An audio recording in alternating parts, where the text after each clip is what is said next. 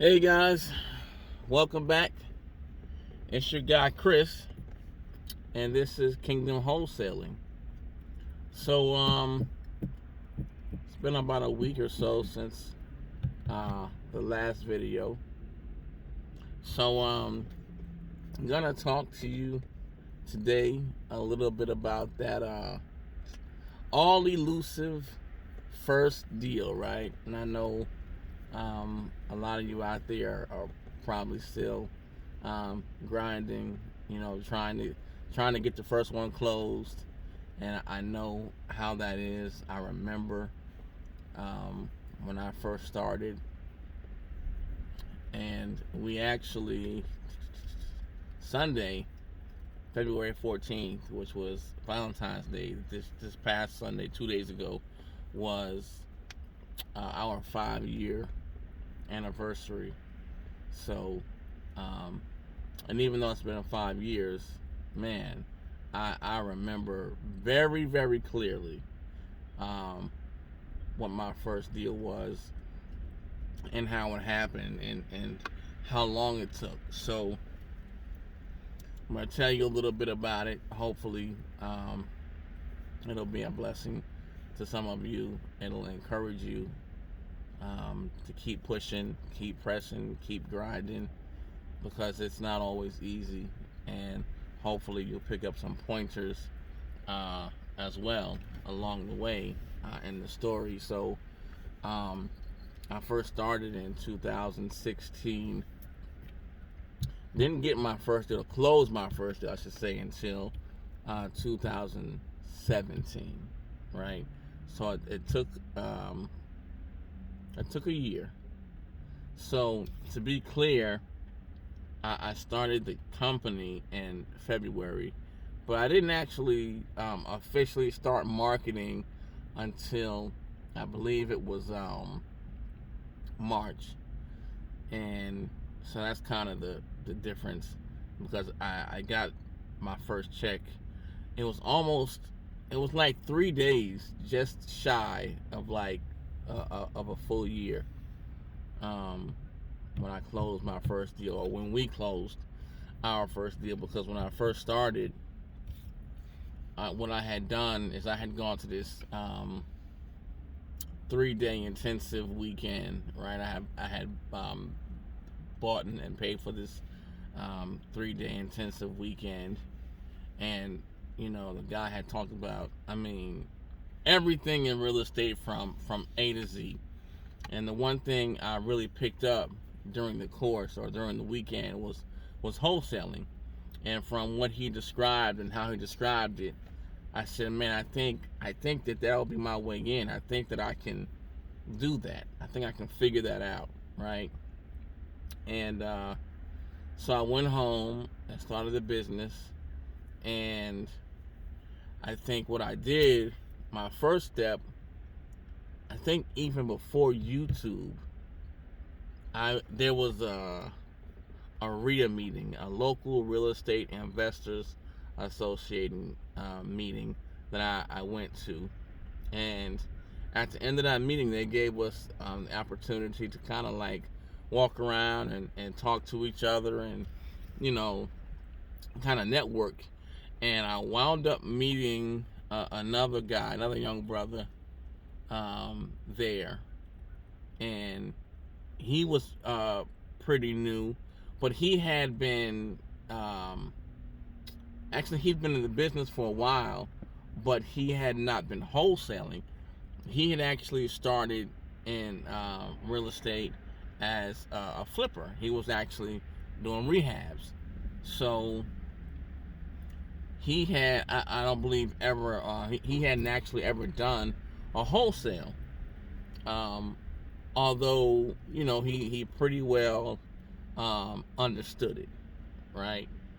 Or he understood it head and tails above what I understood, right? So his name was Will, and I won't say his last name, and I won't throw him out there, but his first name was Will. He was a good brother, good guy, and we met And I told him I was brand new, and I told him about the weekend I had just come from, and I was looking to get started, and I thought I wanted to wholesale, and he said he was getting started in wholesaling as well.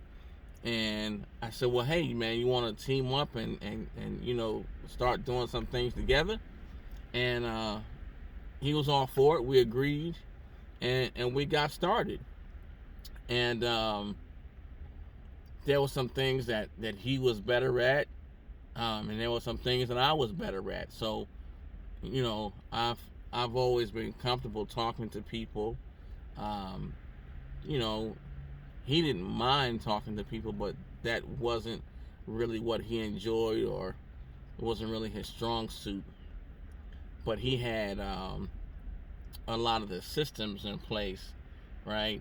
So we agreed what we were going to do is I was going to start driving for dollars, which is exactly what I did. So I would ride around, I mean, hours sometimes at a time, and just write down addresses, right? Just write down the addresses. I mean, and at that time we were all over the Hampton Roads area, so I was everywhere. Virginia Beach, Norfolk, Chesapeake, Hampton, Newport News. I mean, everywhere, just riding around. And I would make a list, and then that night or the next day, we would either talk on the phone, and I would give him the addresses over the phone, or we would meet somewhere and I would just hand him the list. He would then in turn go home, and he had software where he could do the skip tracing, and he could do mail. Now to this day, I don't know what kind of software he had. Now there's so many things that you can use. REI skip or batch skip tracing, like all these things that you can use for skip tracing, all these things that you can use for sending out letters or postcards. So I don't know exactly what systems or software it was that he was using, but to me at the time, who didn't know anything, it was like top notch, top secret stuff, right? Like he had nuclear war codes as far as I was concerned. I had no idea what he was using, but he was doing that. He was doing the skip tracing, and then he was sending out the letters or the postcards or whatever it was. However, the contact information that was on the postcards was me.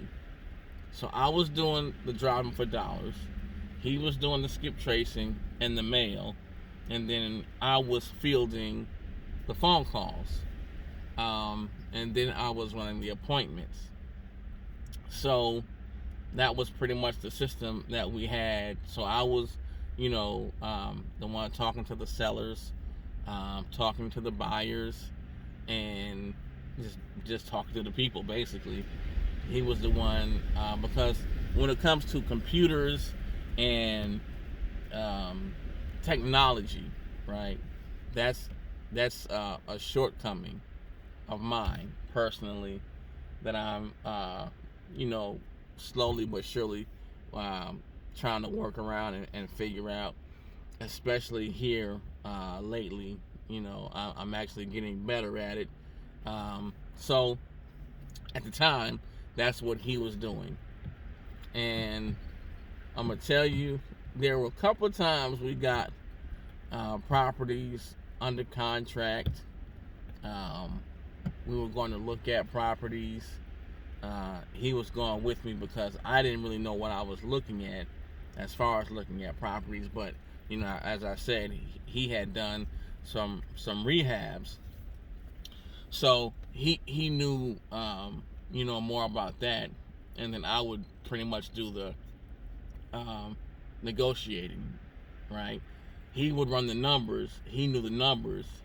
But then he would give me the numbers, and I would basically do the negotiating with the sellers.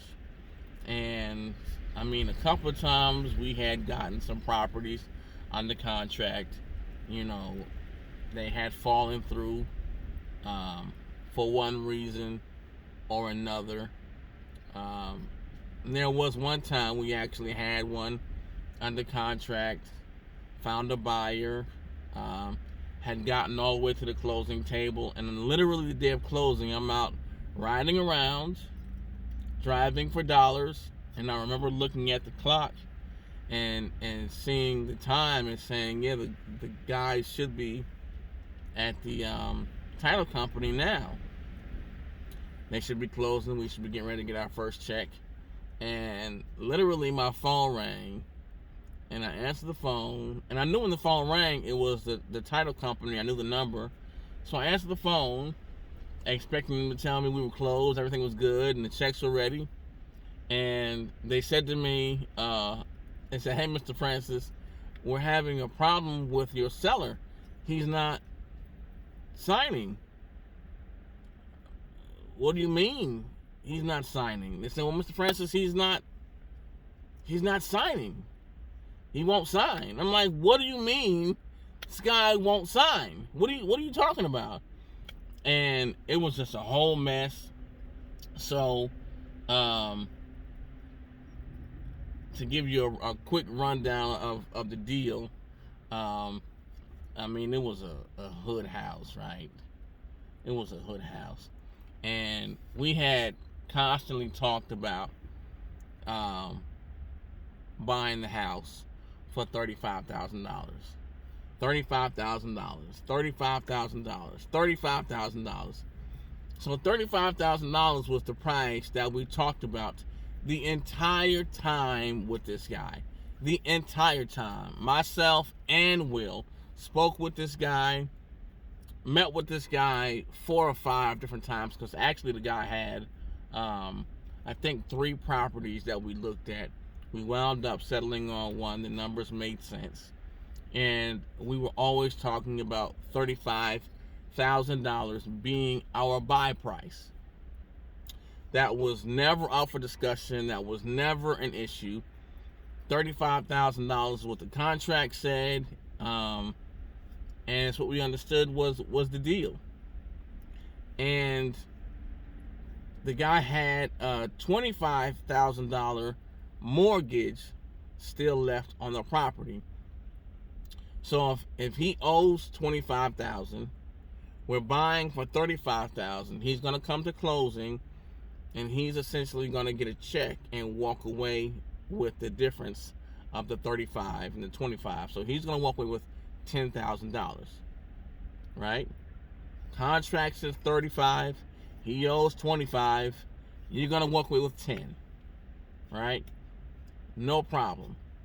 So it gets to the closing, and the attorney slides him a check for $10,000, as Dan instructed to do, for him to, see his money and not really care about anything else. Get his check and then sign the papers, and then we're good to go. So when he sees the check for $10,000, he says, well, this check is wrong. It's supposed to be for $35,000. No. The price is $35,000, but you owe $25,000. He's like, no, we agreed upon $35,000. Right.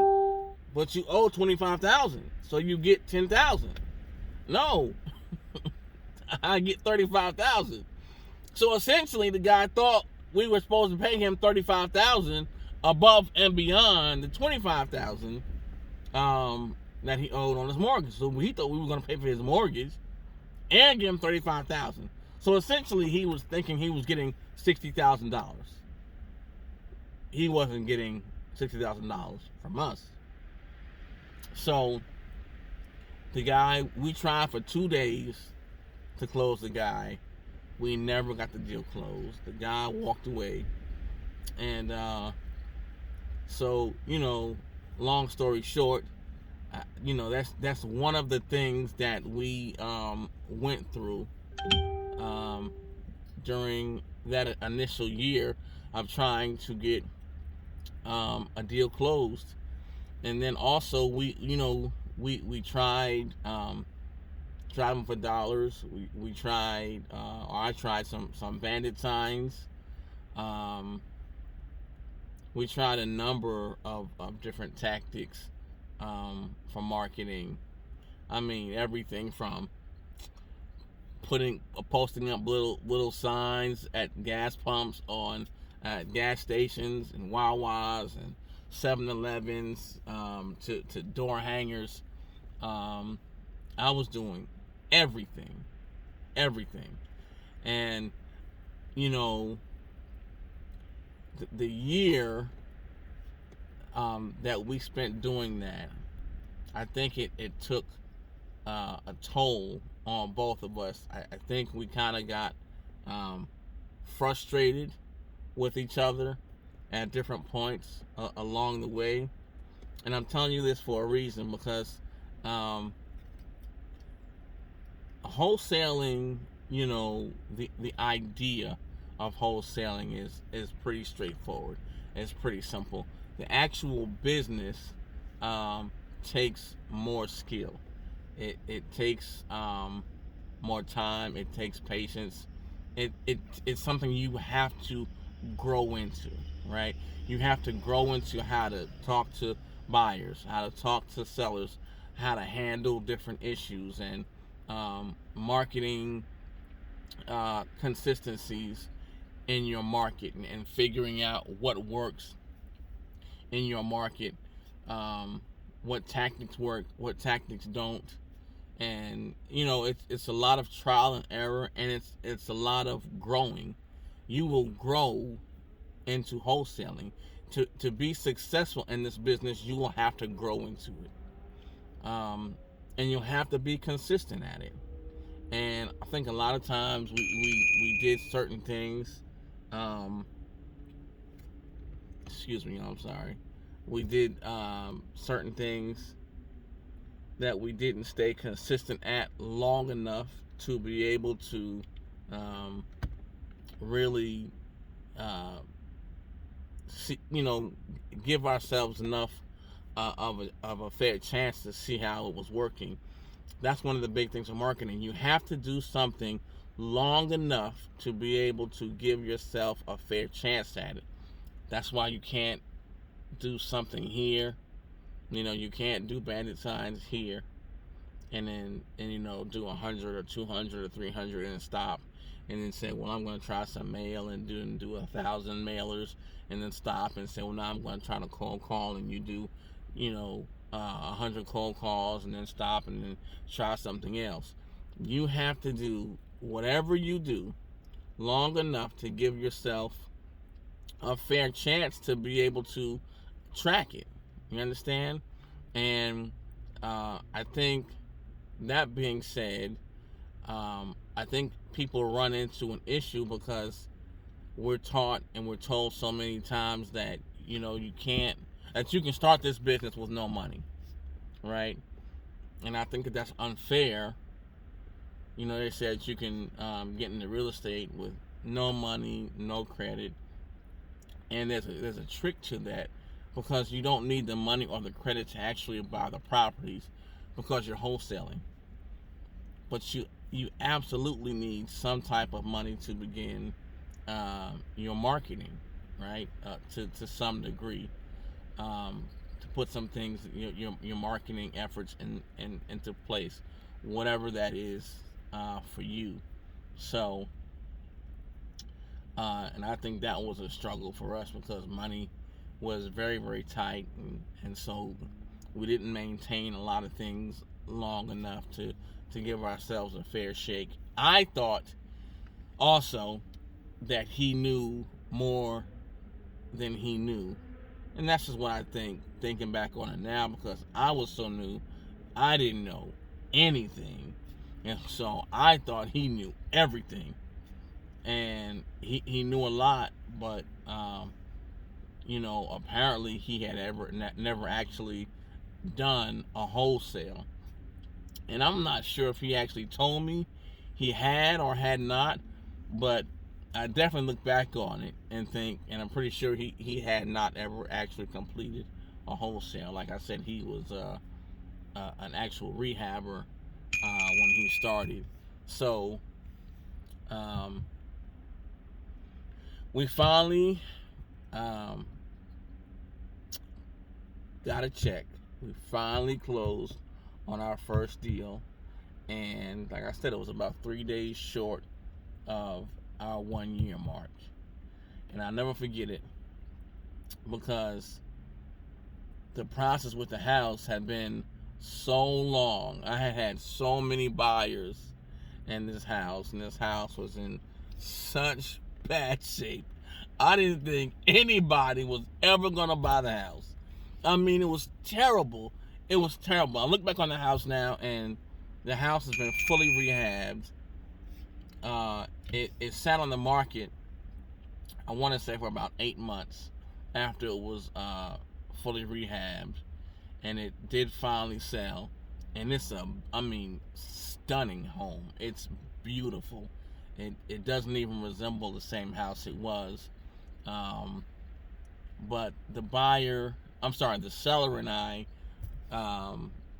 went back and forth, I think 3 or 4 times. We had to have the price dropped. Man, yeah, 3 or 4 times. And ultimately, when it got the last time when we contracted it for the final time, the price was so low. I was like, man, this guy is not going to even take this offer. And he did. And it surprised the hell out of me that he did. But he did. And he was just like, man, this is my mom's house. You know, she was in her 90s. He had moved to Ohio, and he was so far away from her, he had come back to Virginia and moved her to Ohio as well with him. And there was nobody here taking care of the house. He was paying a guy to cut the grass and maintain the outside of the house. But because he wasn't here, the guy was cutting it sometimes he wouldn't. And, the guy was, steady getting paid, but only half the time doing the work. So the property was getting code violations on it, and just all kind of issues. So the guy just wanted to be out of the house. He wanted to be done with it. Some people had broken into it and taken everything out of it. They had used a hibachi grill in the upstairs in a bedroom to keep warm, and started a fire in the bedroom. It was crazy. So the guys wanted to be done with the house. So we finally got it where we wanted it and got it sold. And after everything was said and done, I never forget, I called him, Will, my partner at the time. I called him that morning. And I said, hey man, I just got a call from the attorney. Our checks are done, because we basically did them in 2 names. I had my company name and he had his company name. So we worked together, but we essentially on the contract did a JV. So it was in 2 separate entities' names. So I called him and said, hey man, the checks are done, they're there, so we can go get them. So I had something else to do. So he was like, well, I'm gonna go get mine now, and I'll see you later. So I said, okay. So we hung up, and I guess he went. And then he called me, and he said, I got mine. I said, well, I'm on the way over there right now to pick mine up, and I'll talk to you later. And I went, and I picked mine up. And from that day to this day, he and I have never spoken again. He picked his check up that morning. I picked mine up that afternoon. And we never had a crossword. We never had a big blow up or an explosion of, to speak of. We just Never called each other again. I never called him. He never called me. As far as I know, we still live in the same city. Um, I live in the same city. I'm in Virginia Beach, and I've never seen him again. It's been 4 years now. I've never seen him again. Never heard from him again. Um, and like I said, I think it it just the process just frustrated us both so much until we just kind of decided to go our own way. And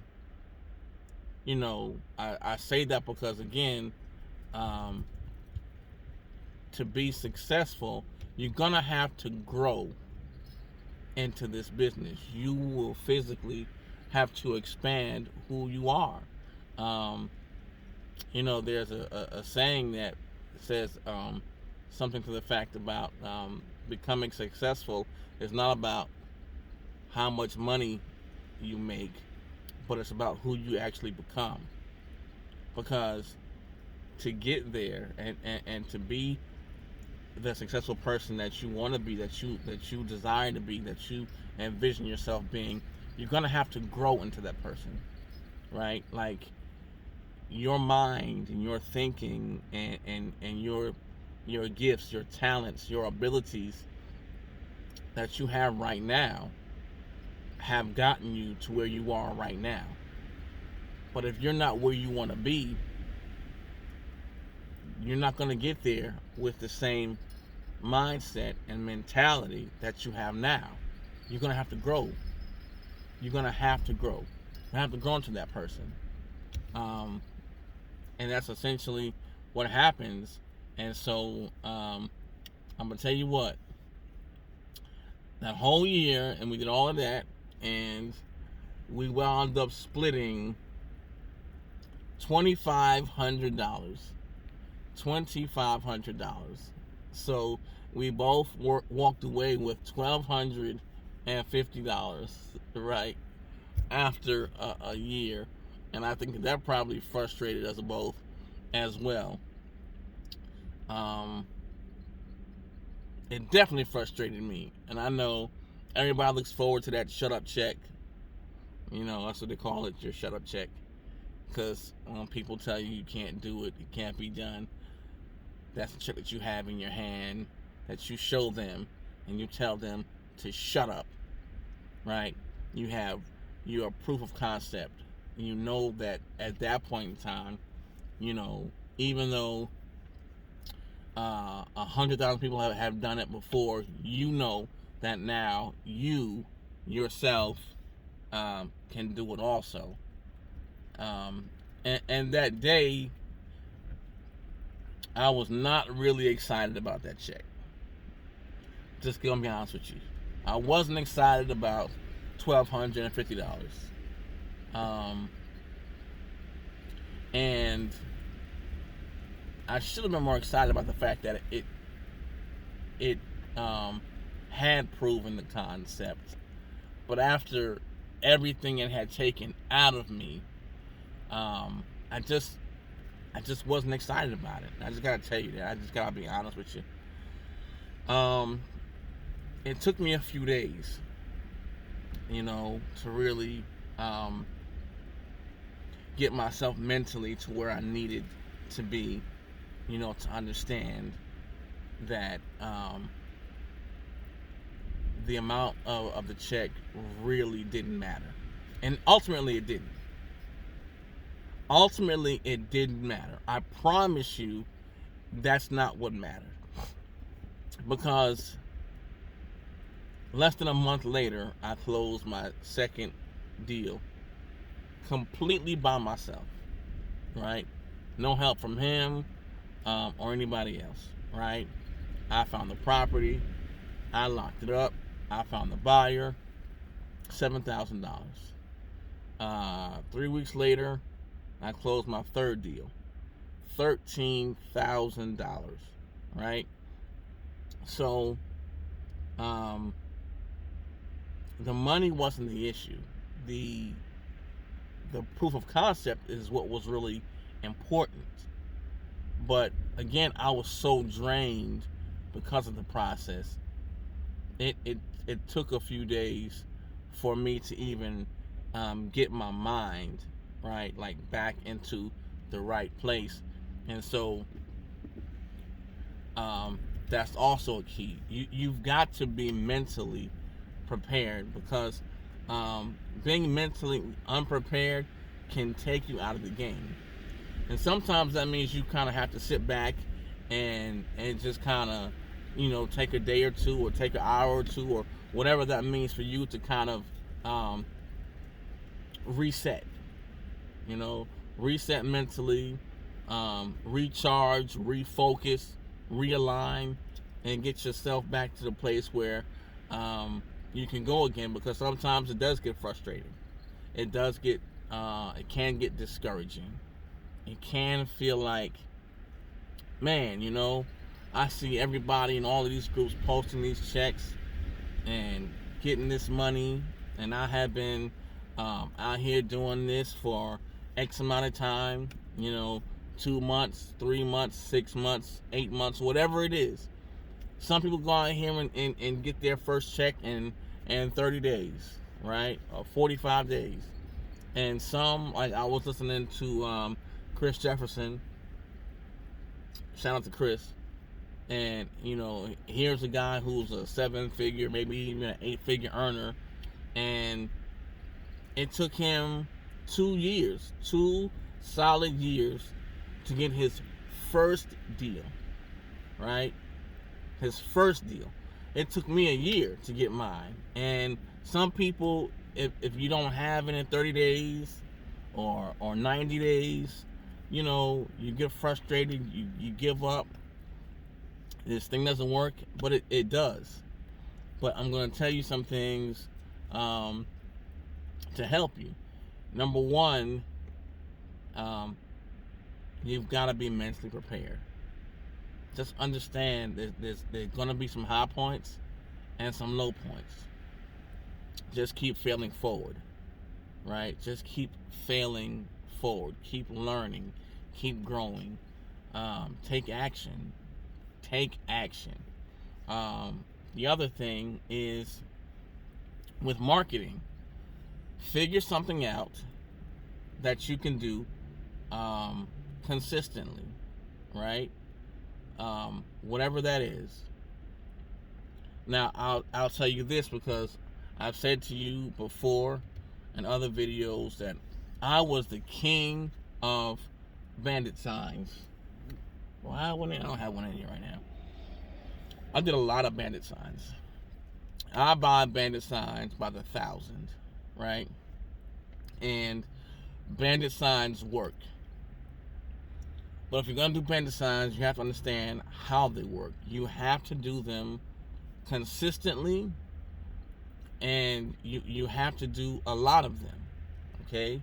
So, like, you have to put out, I think I heard Flipman, Todd Taylor, say one time, you really can't even start counting until you have 100 signs out.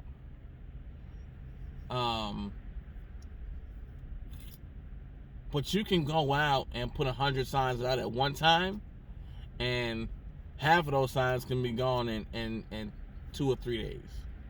So you have to be really, really, really consistent with bandit signs. And I didn't start getting deals consistently until I started doing bandit signs consistently. And that's actually when I got consistent.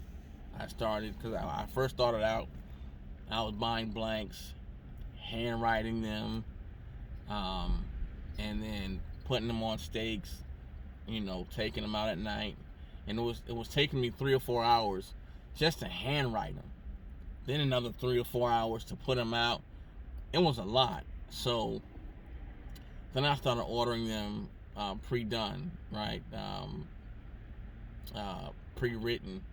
And then I use stakes, but I also use zip ties. I use way more zip ties than I do stakes. So they do work, but if you're gonna do bandit signs, you know, you gotta do a lot of them. You gotta be consistent. You have to do them every single week. Um, but if you're gonna do them, I would say also have a second form or type of marketing working at the same time. I didn't because I told you I don't do well with technology. So I'm just now really forcing myself to figure out how to do direct mail. I personally hate cold calling. That's just me. Um, I just prefer to have all of my calls inbound, right? So um, that's just me. You know, if you're the type who can do cold calls, and you can grind that out, and you can be consistent with it, that's your easiest and your fastest way to a check. That's your easiest and quickest way to money. It's the cold call. Um, so if you can do that, do it. But I know, a lot of people kind of feel like me and just kind of dread, that cold calling. It's just not for me. But I'm gonna tell you what, I'm gonna actually probably go back to it. Um, and I say go back to it because I've done it before in other lines of work. So I've never done it for real estate, but I have done it in other lines of work. So um, I figure, to get it done and to get where I want to be, I can go ahead and do it um, and get good enough at it to be able to hire a VA and train them. But I do know, like Max Maxwell says, you need to be good enough doing it to be able to train someone to do it well. And the only way to do that is to know what you're doing yourself. So, so there's that. So marketing consistently, and if that means, like when I first started with the bandit signs, right? I decided to save up to put away. I think I was doing like $165 or $200 a week because I was getting paid at the time weekly, and I decided to put away some every single week to then be able to start my marketing consistently, where I wouldn't have to stop it before I got a deal. And that's when I started buying bandit signs pre-done, and I ordered them my first 1,000, which came from dirtcheapsigns.com, and I called them, and then when you call them, you can get a 5% discount if you tell them you're with Todd Taylor. So shout out to Dirt Cheap Signs. So the bigger the bulk that you buy them in, the less expensive, or the more expensive. Yeah, the less, the cheaper they are. The more you buy, the cheaper they are. So shout out to them. But yeah, so that was my story of my first deal, and again, I got that check, and I was not excited about it, but ultimately, it was a blessing to me, and I've never looked back since. So now I'm 5 years in, and I'm still growing. Like I said, now I'm challenging myself to once again grow beyond where I am, and to grow outside of my box and from my comfort zone. And I'm having to learn technology, right? More than I ever have before, because bandit signs, with COVID, bandit signs just went down. I know in my market, I'm just getting way less a return, way less calls. My call volume is significantly lower than it was before in any year past from bandit signs, and the only reason I can think of is because of COVID. So that's why now I'm looking at, I've already started doing some mail, and I'm looking at doing some cold calling just to implement, sorry about that, just to implement some other things. So, so that's my story, and I'm sticking to it, and I hope that helps you, and you got some value from it. Please like, share, comment below, subscribe, click the notification bell, all of that good YouTube stuff. We are trying to grow a YouTube channel here at Kingdom Wholesaling. Once again, I'm your boy Chris Francis.